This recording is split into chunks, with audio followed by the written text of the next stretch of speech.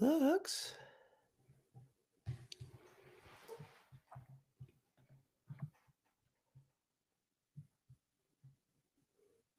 starting soon on LinkedIn. So we are live on YouTube. That took a second. Okay, it was a little bit of a delay. This is confusing for me. I'm not gonna lie. So for everybody starting to join because we are live, it may be a little bit awkward for you that I'm sitting here describing all of this because we just did. So this is like our third live stream, and we did the last one, and it didn't actually work. I was just telling Dani before this. So now I'm really happy that that we are actually live and everything is working. But technical issues aren't always the issues that we have. Sometimes we blow a tire driving God knows where. Dani, you posted on LinkedIn this morning about a tire going out. I don't know. The audience is probably burning. Well, I want to know. So now looking back, I think I have an idea. So I hope that like Texas PD is not listening in on this, but like I was doing way too high of speeds this morning. I was headed to yoga, but the problem is I needed to leave my house at like 5:22. I woke up at 5:20. So if you can imagine, I'm like shooting out of bed, running to my car, going to yoga. I was getting so stressed out just trying to get there. And I was driving way too fast. I get there and it's completely fine. I take my class, I do an ice bath. Like I should, by definition, have a great day. And then I come out and I go to my car and it says low tire pressure. I normally ignore that because, to be honest, I'm like, I don't know. The weather's been fluctuating. I'm probably totally fine. And then it said 0 PSI. I actually don't know what PSI stands for. So if anyone listening in does and you could educate me, that'd be great. But it was completely empty. So I had to, first I called my dad panicking and I was like, what do I do? And he's like, you just go to the gas station, put air in your tire. And I did. But then the air thing didn't work, which could have been user error, to be totally honest. And then I immediately call my boyfriend. I'm like, I don't know what to do. And he's like, all right, I'll come meet you, whatever. I ended up taking an Uber and I left my car in a parking lot. And I took off, and then him and his dad took care of the rest. So it's currently getting fixed. Good. That's I also enjoy driving a little too fast. I lived in Germany and I got really used to the Autobahn having no speed limits. So for anybody that travels there and wants to drive, it is an amazing experience, especially because the cars are built for it and the roads are as well. But we're actually not here to talk about cars because I know absolutely nothing. And really what we joined for is Dani is going to give us a little bit of career advice about how to become an HRIS director by 27. I'm not 27, but maybe there's some stuff in here. But Dani, and we've been working for a few months together, and I actually haven't asked you what your career trajectory even was. Like, so, or at least the details, like a job interview. So I want to kind of start there to contextualize for everybody joining if they don't already know. Maybe everybody already knows, and I'm just the only one not.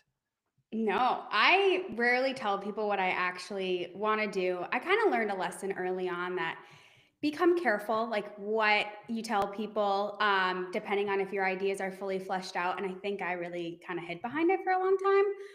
And just this past week, you probably saw on LinkedIn, I finally kind of started opening up about my story because I've been posting a lot of content for the past year and I don't really share personal things because I was kind of taught LinkedIn's not Facebook. But I decided that LinkedIn is Facebook. So I'm going to go ahead and share it all. But I'm still figuring out what I want to be when I grow up. And I actually wanted to be a lawyer, which probably doesn't come as a shocker to a lot of people that know my personality. Yes. And the reason I want to be a lawyer is I always said I love to argue, which I don't think that's a good reason to become a lawyer, but my parents still think I should do it. Yeah, I should probably still do it. So I had started in as an HR assistant. I didn't even have my bachelor's degree. I had already started in HR. I ended up pivoting because I realized that a lot of lawyers I had talked to weren't very happy, and that kind of scared me away. So I convinced a company to hire me, fresh, still in school. And then kind of fast forward a bit, I became a director at 27. I'm no longer 27, unfortunately, but I did become a director. And I explained this in our newsletter that we have, Logan, where I felt super empty. Like I was excited. I got the phone call. It was so fun. The people that wanted to tell me about it were excited. But I was chasing this validation that like I was good enough and I could do it at a certain age after I felt like my age held me back and people looked at me differently for being too young. So I did that. And then I realized that's not what I want to do. So I actually have big news, but I'm not going to share it yet because I'm just not ready after I announced that I went independent. There's something else as a quick change, and I am going to be, back into corporate America. So I am really excited about that. But most of you also know that I did career coaching kind of in the beginning of the year. It was something that the industry signed me up for. I started getting a bunch of DMs of people that just wanted advice, really.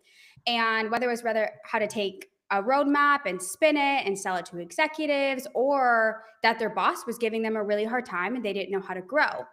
So that kind of started as a business, but I had to take a step back after I had gotten the director job, and then I was doing career coaching, and then I got laid off on top of all of it. And I was like, what do I want to do? And I actually don't want to be an HRS for the rest of my career at all. I am in the middle of starting a foundation. So it's not even tech related.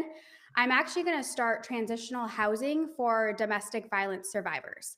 So I'm going to work with women and help keep them off the streets and then help them with their career, get resources, and just kind of help them keep moving throughout like the most tragic thing that has happened to them. So that's actually what I'm doing long term, but I need to do this until I can get a full foundation spun up and work on a nonprofit. That is really awesome. It's way different than you probably expected. Yeah, no, I don't like, it's not, I'm going to be a CHRO. Like I am doing this and I love it and I'm excited, but I'm going on and I want to be in the community. And I actually am thinking about going back to law school so I could be a lawyer in the community as well. I really just want to like work for free. If I can get to a point that I can just work for free, like 40s, 50s, that's what I want to do. That's pretty good.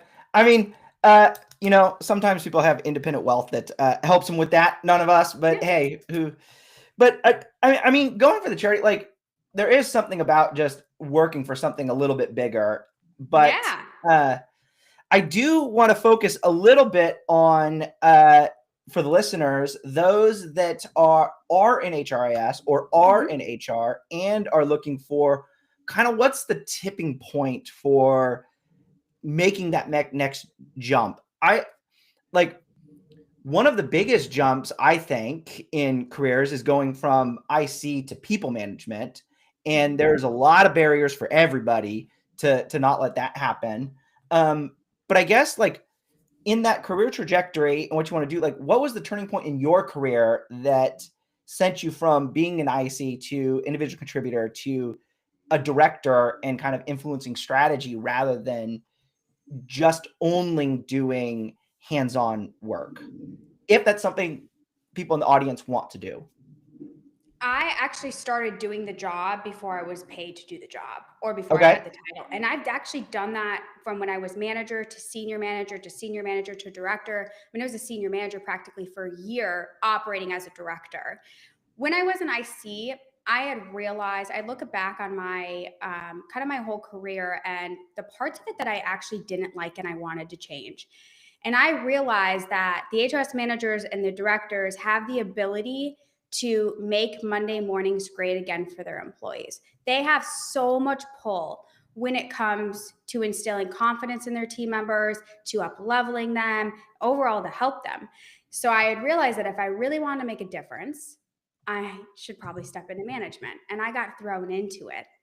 So we had gotten acquired, and then all of a sudden I had to create a whole new team because there was no one else to do it. I was an IC reporting into a managing director, and then I had to take over technology. So I just had to jump into it.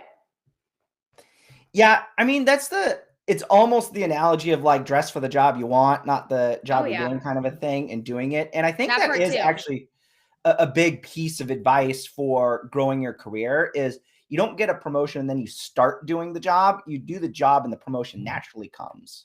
Yep. The money comes with it. Yeah, it's a byproduct for sure of what you do. So then what should like if you want to make that jump, like how do you start doing the job of the next level, especially if it's strategy or maybe in your organization to make that jump, you're going to have to become a people manager. Like, how do you actually start doing those things? Some tactical ways that I would do it Yeah. is number one. Okay, this is non-tactical, but you've gotta get out of there, out of your box, and grow your confidence. And a lot of us are scared to do it. We're scared to talk to our leaders and say, "Hey, this is what we really want to do in our career," because you might have a leader that is insecure and doesn't want you to grow and doesn't want to. They don't want you to outskill them. And that is so real. And I unfortunately have had several bosses that have been like that. So if you're facing that, I would start with something small. You start managing projects or you deliver higher quality work.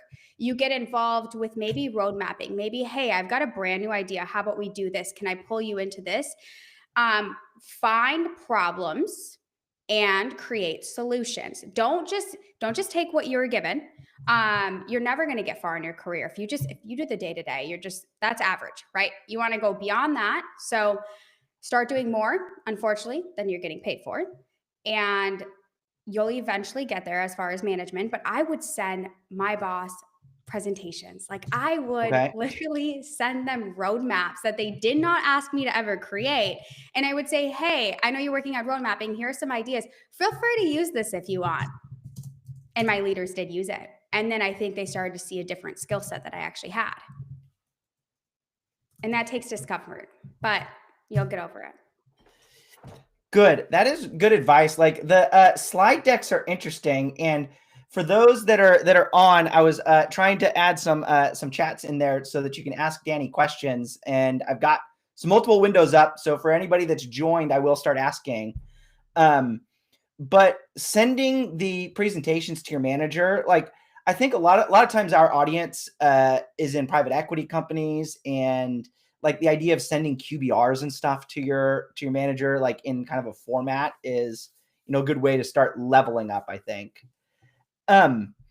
Next question I had. So as you start to grow into the strategic set, what conversations should you as a director or directors be having versus analysts or managers?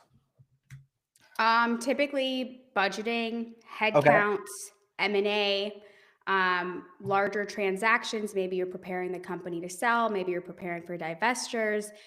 Those typically are kind of living within that position because they're a little bit more confidential. And then I would typically take any other functional area that they work on and I would have them lead that piece of it. So if they're maybe in benefits or they're doing absence, they can work with those leaders directly. And I would normally handle kind of the higher level, larger projects. Okay. And then how technical should you be hands on at the director level, and what should you leave to others to get in the weeds with? This is such a hot topic. I had posted that I think HRS directors should stop configuring, and that's very bold. And I'm not saying you really should stop. But if I take a look back on when I was the most successful, it's actually when I stopped configuring as much. So I used to do probably 60% of my job was hands on in the system. Okay. And I was bumping into my team members because I was kind of crossing into their modules because maybe we had overlapping projects and I felt like I was getting in their way. So instead, and I thought maybe I justified it with helping with their workload, but it might have been actually me and I needed to get out of my comfort zone of being the expert in the room and allow other people to grow. So I stopped doing that and I stepped away from probably like for 6 months of configuring as much. So I would do maybe a couple hours here and there. I would have like creative Fridays where I would jump Okay. into the system or I would learn something new about it. I'd be on community. I really started networking more to learn what other leaders are doing and kind of changed my skill set.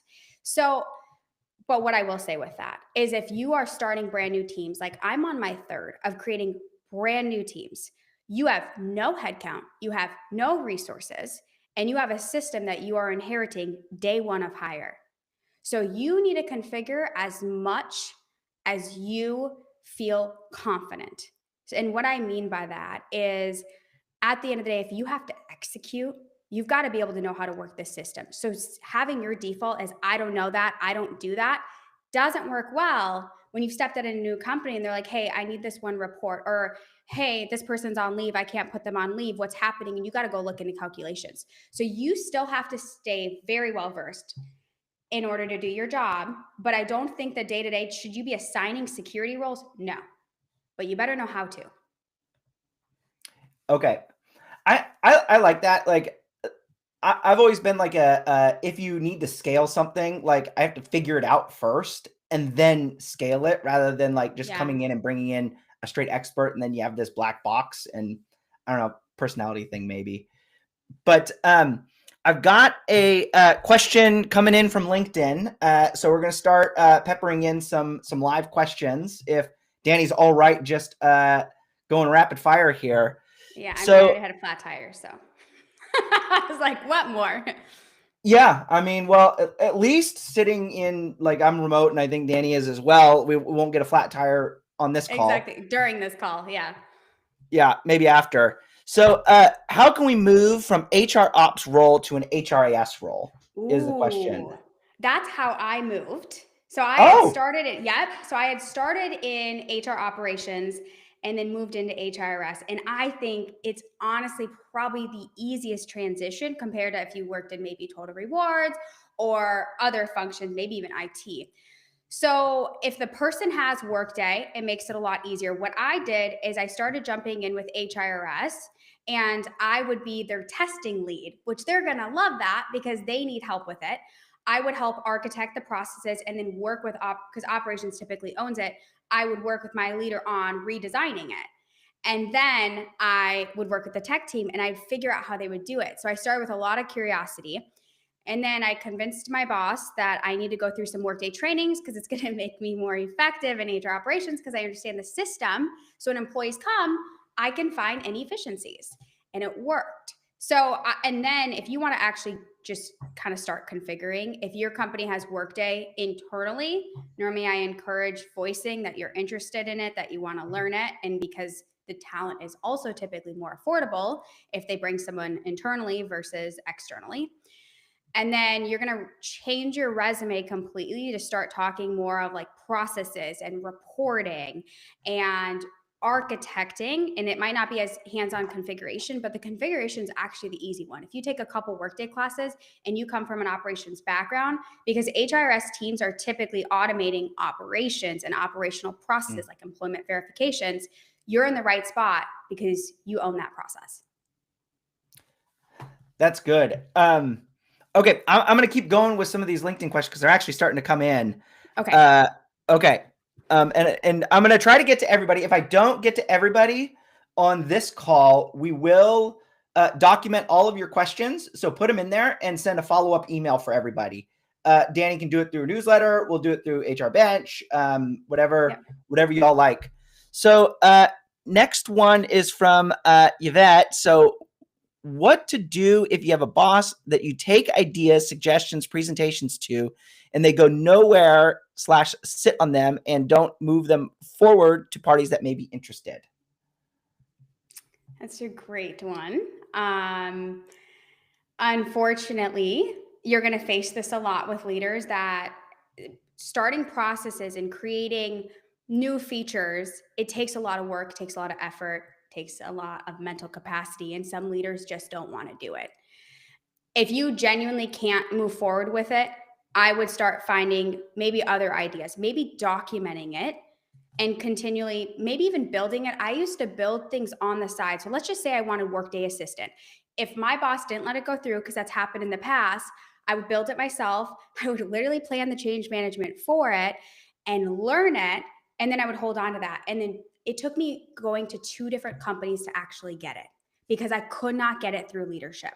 So my point is at some point you've got to feel some fulfillment, and you're not going to change your boss's behaviors, and you're not going to get them to inherit anything they don't want to do. So it's either you figure out how to find the fulfillment by staying there and continually doing it and learning, or you decide on if that company is for you or not. But at the end of the day, you're going to face that everywhere you go because some companies just aren't ready for a lot of change. And if you do want a lot of change, I would go more towards like the tech side of the industry because they are rapid fire and all they want is so much change that it's overwhelming. Yeah, that's a good call. So next one, sorry, I'm going to lean off screen so that I can read it on my second monitor for everybody because we are doing this live. How do you convince ELT, executive leadership, HRIS should be a team and that it's not just a 1 or 2 person operation? And I apologize if I got too close to my mic and blew everybody's eardrums out. I'm in the middle of this actually right now. Oh, awesome. Yeah. This takes a lot of education around what leaders think of HRIS. I think sometimes the software is sold to us and we've been told by a client, hey, we can go ahead and implement with one person. One person's not running Workday. So I would take a look at all of your modules. I would take a look at what needs to be fixed. So I normally do like a heat map or something. Like I'll say you need 30 enhancements and benefits, 15 in HCM, put it on a heat map and show them that based off of the amount of work that is needed to stabilize the system, in addition, anything new is how many hours. And then I would do a little bit of math and take that and figure out how much headcount I need. So I turn it into, it's a big numbers game. Now I maybe feel overwhelmed and I'm like, are you kidding me? I can only have one person.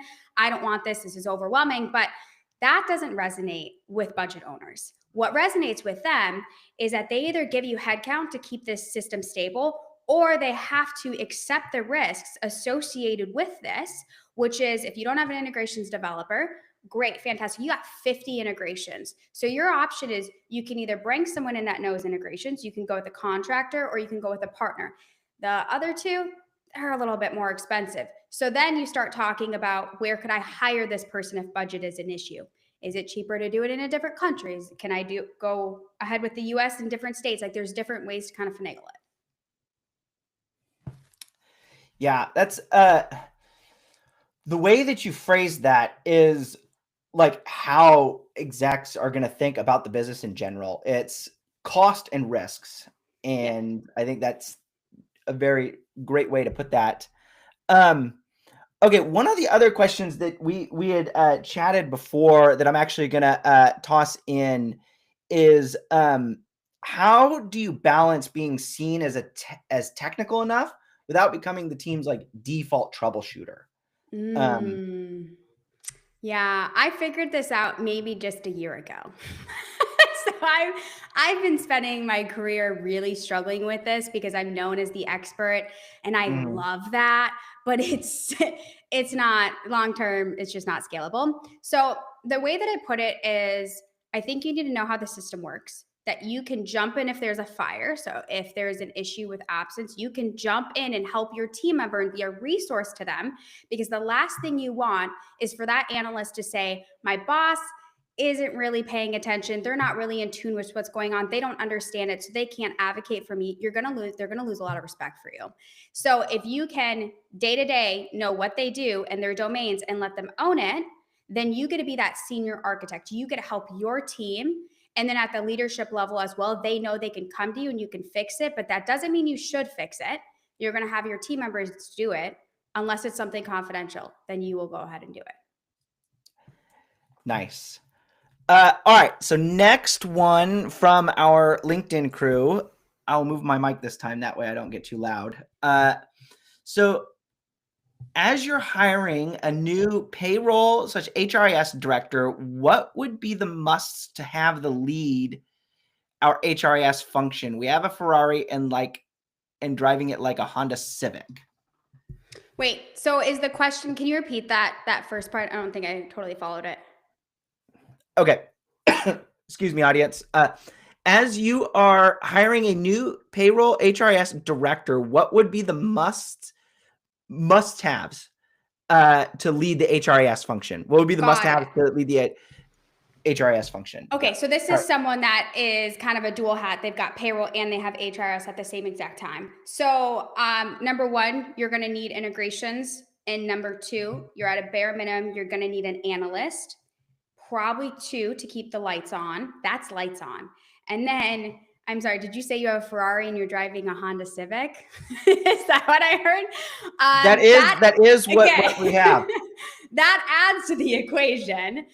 Then I would say these are the teams that you need to keep this stable. And it's funny enough, I don't know, 6, 7 different teams that I have been on, they all had a bare minimum of 3 hands-on individuals. Whether they make that director hands-on, because sometimes they do that for cost savings purposes, you still need a functional person and you still need a technical person. However, if you've got payroll and financials, I would say you're probably looking at 4 people. And then it depends on the amount of countries you have. It's not on the actual size of the company in HRIS. I noticed it's the complexity of the different countries. And if you've got EORs and PEOs that are totally going to shape your system.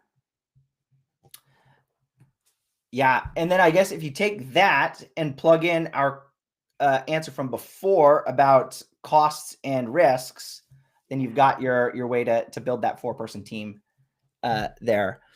Okay.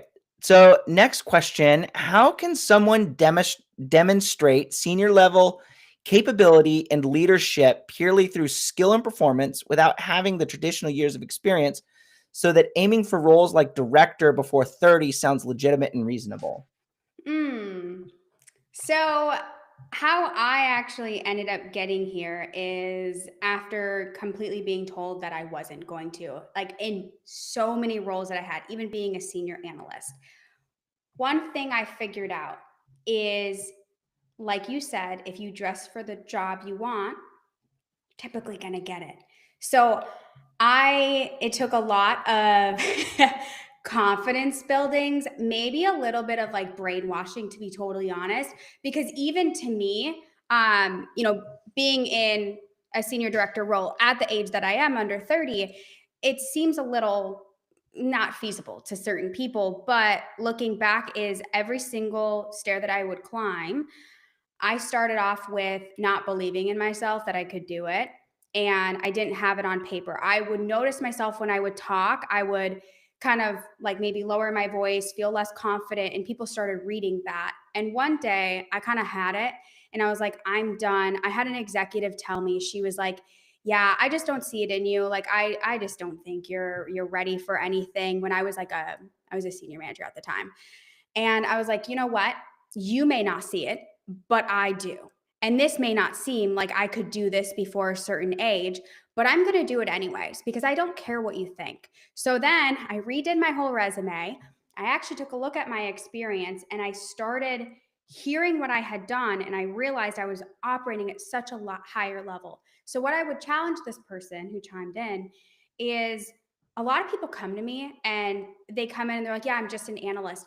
I have literally found out that just the analyst is operating at a senior level and they just don't show for it because they haven't convinced themselves that they can't do it. So it doesn't seem feasible. Yeah, that's you never like hearing when somebody is told they can't do something like that in a professional setting. At least I don't. It's just, you got to have the growth mindset. Yeah, believing in yourself is important. Thanks for chiming in, Erica. Okay, so as you're growing in businesses, because businesses are ran by numbers and metrics to measure success, what metrics define success for a director of HR technology, and who owns measuring that? So I have found that I'm not going to find it in reporting of what I have defined as success. Mine is my team members want to come to work on Monday morning. That I can feel that there's calmness in the business. Normally the businesses I walk into, like especially in private equity, because It's typically where I operate in, is everything is so chaotic and broken. And by the end of it, when I'm ready to hang my hat up, is the business calmer? Is HR operating at a different level than they were in the beginning? And that's actually how I define it. So I used to sit here and pull metrics on like, what's our response time and how many projects did we close and how many modules did we launch and all these new features. You can put as much features out there as you want. But if your team members are turning over, they don't want to show up because you are overworking them, and the business doesn't care about your new feature because they don't even know about it because you didn't communicate properly, that doesn't matter. And at the end of the day, I think that you have to create and establish a team that can operate at a high capacity and they aren't constantly in fire drills. And that to me is success. That's good. I once had as I had become a new people manager, somebody tell me like, what do you want to be your team to be known for throughout the company? And like the calmness and success, like all of that, like you have to almost have a little bit of that vision ahead of just doing stuff. Okay, I know we're now at time, but I still have a whole bunch of questions. I don't know if I'm going to go over, but I do want to ask Dani. We got Nico jumping in here, LFG Dani. I don't know if this is a swearing kind of thing. Yeah, it is. It's and so Thanks, just want to call that out to prove to everybody that we are live and we are human. But Dani, is there anything else you want to cover here to give the audience confidence in making that next step in their careers, whether that's going from technical HRIS to director or something else? Like, is there something you would like to leave everybody with? I would say at the start of it is, part of the story, and I think the theme this week is do not let someone else define your career path. I've seen a lot of layoffs happen, especially on social media. People are leaving, toxic cultures of different areas, and that doesn't have to be your story. That doesn't have to be what you remember of your past employer or your history. But one of the best things you can do is use that as fuel to get to actually where you want to go. Yeah, that's really great. I'll do a little mic drop here for don't let anybody define you. You forgot to say LFG, and then you got a mic drop, Yeah, I don't really want to buy another mic, and I don't know if my desk will actually take the blow of my mic, but hey. Dani, I really appreciate jumping on and going live here. Live worked. For everybody that joined, hopefully this was a good experience, because this is actually the first time that I've done pulling from different screens and doing this, and I enjoyed it. So I hope everybody got value from hearing Dani talk us through some career coaching. I will leave everybody with, if you do ever want to hear a little bit more about HR Bench, you can click the link, you can chat with our team. But otherwise, I won't do much of a commercial there, and we can let everybody kind of get back to work. Dani, thank you for joining us today. Thank you. And sign up for our newsletter. I am going to do the commercial here, so. Oh, yeah, you should sign up for the newsletter. Dani runs that, and so you can listen to all of her expertise and not me. Awesome. Thanks, everybody, for joining in, and loved the chat blowing up. Awesome.